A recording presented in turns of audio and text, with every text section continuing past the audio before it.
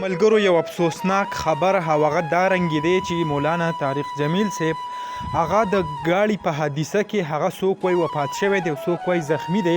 مکمل حقیقت هغه در سره په دې ویډیو کې شیر کوم. نو تاسو ټولو ته یو ریکویسټ کوم که تاسو اوسه پورې دا چینل نه وي سبسکرایب کړی نو پلیز دا سبسکرایب کړئ د داسې نورو ویډیوګانو دپاره. راځو ویډیو طرف ته. داسې شوي ده چې د ماسپښین نه دا خبر هغه شیر کیږي په سوشل میډیا باندې. پکې ویل کیږي چې مولانا طارق جمیل صاحب هغه د ټریفیک یو حادثه کې هغه زخمی شوی دی، ډیر زیات شدید زخمی دی او په هغه وجه باندې چې کوم د هسپتال ته منتقل کړی شوی دی.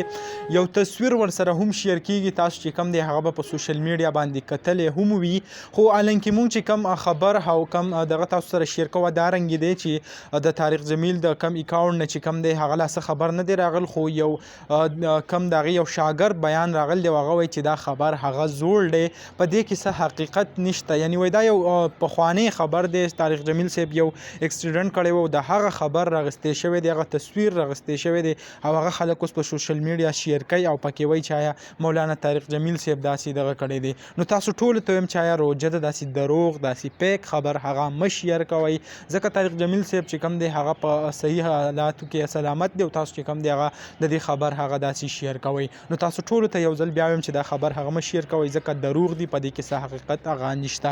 نو کوم معلومات چې کوم ویډیو چې هم تاسو سره شریک کړه انشاءالله بل ویډیو کې ملاویږو. الله حافظ.